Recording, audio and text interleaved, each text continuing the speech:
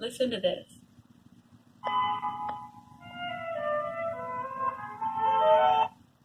Pretty good, right?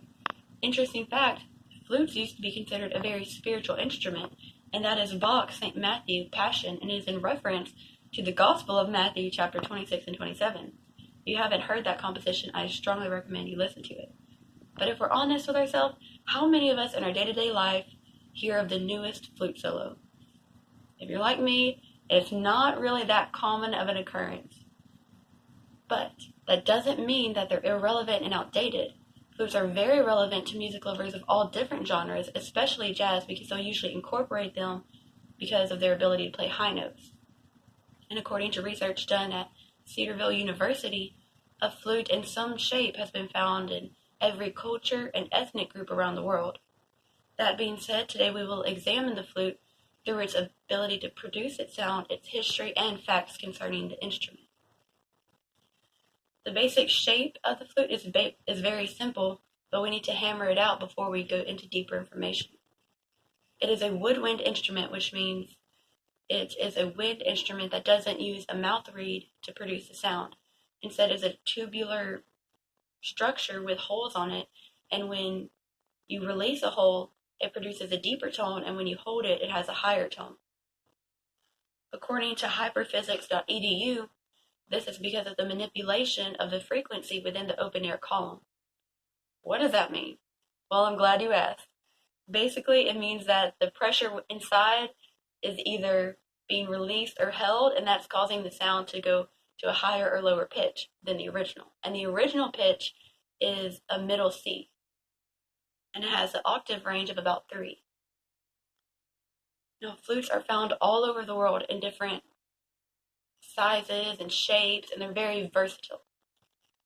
Now, there's 2 broad categories of flutes. There is a transverse, which means it's played side to side, and that's the one that is typically thought of. But there is also a vertical one, which is like a pipe. And the westernized version is more of the transverse, and it's usually called a concert flute. And they're shiny, and they're metal, and they're, like I said before, they're to the side. But other examples would be the Indian, the Japanese, Chinese, and the Sudayan flutes. And they are usually made of wood or bamboo, but they can also be metal. And that's not to put them in boxes, because different kinds can be all different shapes. In the essentials, they all are in the same category as a flute, but in the non-essentials, they are each distinguished. Now that we have covered the fundamentals of the flute, we should move on to its place in history. The flute is considered the oldest instrument. Let that sink in. There are still people playing what was first invented. Crazy. And in Genesis chapter 4, verse 21, a man named Jabal was credited with being the one who invented the flutes, as well as the harps. So he had a lot going on. But the oldest flute that we have found has been made of bone.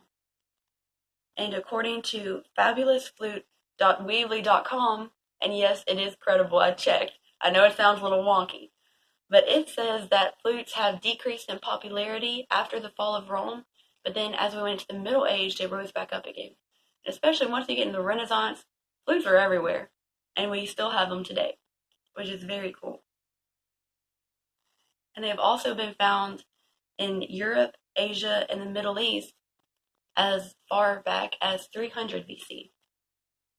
Now, talking about modern flutes, these were first invented by Theobald Boehm, and he was the first one to create a metal cylinder flute and to have ring keys, which is basically a mechanism for the fingers to reach holes that couldn't be reached.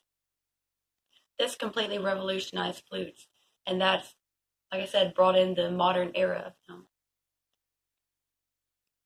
Now that we have examined their background history, let us now dig deeper into some facts that shed light on the importance of this instrument.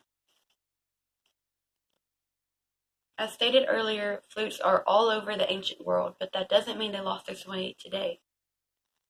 Some genres that have been greatly impacted by them have been jazz, oriental music, classical, and Eastern. FluteHistory.com says that the early example of a jazz flute, and a jazz flute is just a flute that's in jazz. They had to distinguish it, I guess. But that was in 1927. And to bring it into today's time, the New Zealand School of Music says that flutes are blending with today's technology to make their way into hip hop and pop. I don't know about you, but I can't really picture a flute in pop or hip hop, but they're the experts, so I guess they know. Today we have discovered the history, physics, and facts relating to the flutes. And they have been influential in music all across the board and in making a way for musicians in the past. And that doesn't mean they're done, because they're still changing to fit today. This has been the relevant information concerning the flute in history, music, and in the science of creating it.